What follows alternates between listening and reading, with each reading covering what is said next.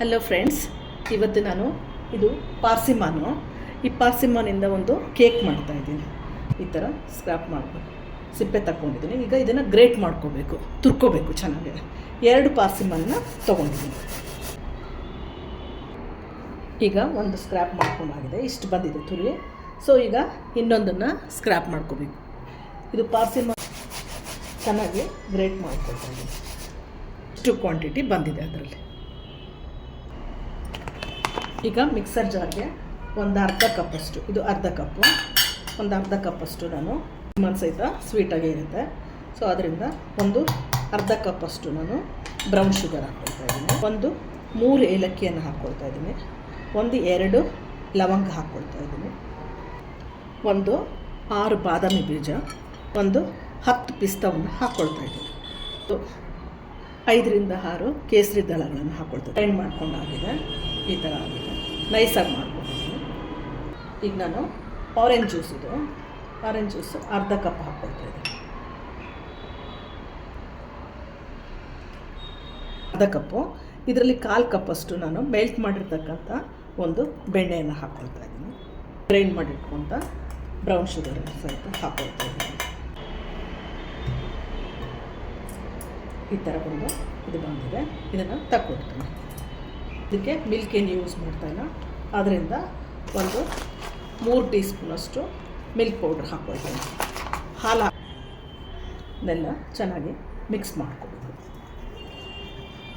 ಯಾವುದೇ ರೀತಿಯ ಗಂಟುಗಳಿಲ್ಲದೆ ಇರೋಗೆ ಹಾಲಿನ ಪುಡಿ ಹಾಕಿದ್ದೀವಲ್ಲ, ಚೆನ್ನಾಗಿ ಮಿಕ್ಸ್ ಮಾಡಬೇಕು.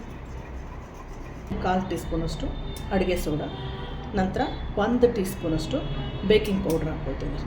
ಎಲ್ಲದನ್ನು ಅದನ್ನು ಜರಡಿ ಮಾಡ್ಕೋಬೇಕು.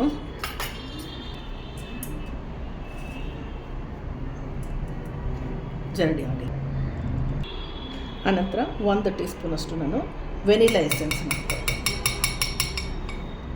ಸೊ ಇದನ್ನು ಹಾಕ್ಕೊಂಡು ಮತ್ತೊಂದು ಸರಿ ಚೆನ್ನಾಗಿ ಕಲಿಸ್ಕೊಳ್ತೀನಿ.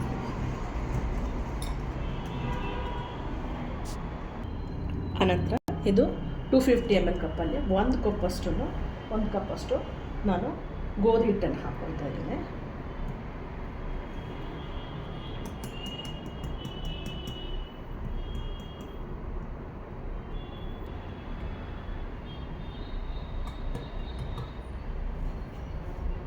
ಅರ್ಧ ಕಪ್ಪು, ಇದರಲ್ಲಿ 2 ಕಪ್ಪು ನಾನು ಗೋಧಿ ಹಿಟ್ಟು ಹಾಕ್ಕೊಂಡಿದ್ದೀನಿ. ಇದು ಈ ಥರ ತಿಕ್ಕಾಗಿದೆ, ಸ್ವಲ್ಪ ಗಟ್ಟಿ ಆಗಿದೆ. ಸೊ ನಾನು ಫ್ರೂಟ್ಸ್ ಹಾಕೊಂಡ್ಮೇಲೆ ಅದು ಸರಿ ಹೋಗುತ್ತೆ. ಇದು ಪಾರ್ಸಿಮಾನಿಂದ ಗ್ರೇಟ್ ಮಾಡಿರ್ತಕ್ಕಂಥದ್ದು. ಅದನ್ನು 2 ಕಪ್ಪಷ್ಟು ಹಾಕ್ಕೊಳ್ತೀನಿ, ಅಂದರೆ 1 ಕಪ್ ತುರಿಬೇಕು. ಸೊ ಇದು 1/2 ಕಪ್ ಇರೋದ್ರಿಂದ 2 ಕಪ್ ಹಾಕ್ಕೊಂಡಿದ್ದೀನಿ. ಈಗ ಇದನ್ನು ಪುನಃ ಚೆನ್ನಾಗಿ ಮಿಕ್ಸ್ ಮಾಡ್ಕೋಬೇಕು.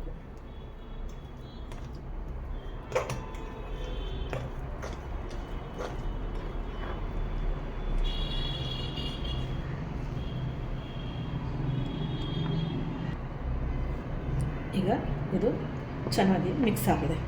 ಈ ಹದದಲ್ಲಿದೆ. ತೆಳುವೂ ಆಗಬಾರ್ದು, ಸೊ ಗಟ್ಟಿನೂ ಇರಬಾರ್ದು. ಹಿಂಗೆ ಹಾಕಿದಾಗ ಈ ಥರ ಇದಾಗ್ತಾ ಇರಬೇಕು. ಸೊ ಈಗ ಎಲ್ಲ ಮಿಕ್ಸ್ ಮಾಡ್ಕೊಂಡಾಗಿದೆ.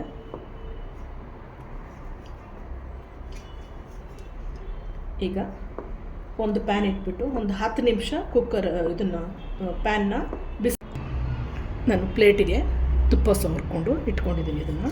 ಇದಕ್ಕೆ ಅಷ್ಟು ನಾನು ಇನ್ಸ್ಟೆಂಟ್ ಎಸೆನ್ಸ್ ಹಾಕ್ಕೊಳ್ತಾ ಇದ್ದೀನಿ. Only 1 spoon ಹಾಕ್ಕೊಂಡೆ.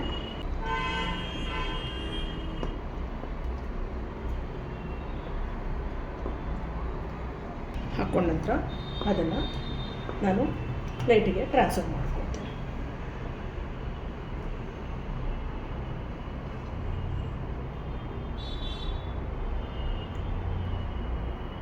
ಈ ಥರ ಎಲ್ಲ ಪ್ಲೇಟಿಗೆ ಹಾಕ್ಕೊಂಡು ಮೇಲ್ಗಡೆ ಒಂದು ಸ್ವಲ್ಪ ಫ್ರೂಟ್ಸನ್ನು ಹಾಕ್ಕೊಳ್ತೀನಿ. ಇದು ಸ್ವಲ್ಪ ಬ್ಲೂಬೆರೀಸು 7-8 ಆದರೆ ಸಾಕಾಗುತ್ತೆ. ಆನಂತರ ಇದು ಸ್ಟ್ರಾಬೆರಿ.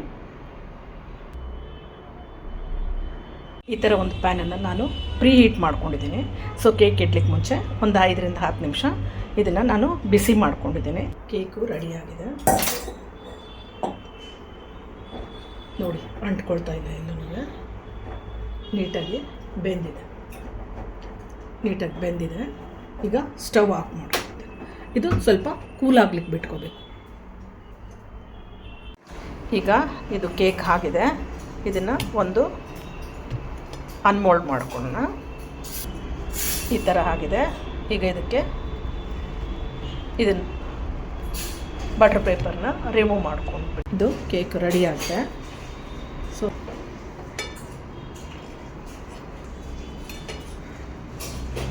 ನೋಡಿ, ಇದು ಈ ಥರ ಕೇಕು ಸ್ಮೂತಾಗಿ ಬಂದಿದೆ. ಯಾವುದೇ ರೀತಿಯ ಒಂದು ಇದು ಇಲ್ಲ, ತುಂಬ ಸ್ಮೂತಾಗಿದೆ. ಕೆಳಗಡೆ ಚೆನ್ನಾಗೇ ಎಲ್ಲ ಬೆಂದಿದೆ, ಇಷ್ಟು ಬೆಂದಿದೆ. ಸೊ ಈ ಥರ ಆಗಿ ಪಾರ್ಸಿಮನ್ ಕೇಕನ್ನು ಮನೇಲಿ ನೀವು ಒಮ್ಮೆ ಮಾಡಿ ಟೇಸ್ಟ್ ಮಾಡಿ ನೋಡಿ, ಲೈಕ್ ಮಾಡಿ, ಶೇರ್ ಮಾಡಿ. ಬಾಯ್ ಬಾಯ್, ಥ್ಯಾಂಕ್ ಯು.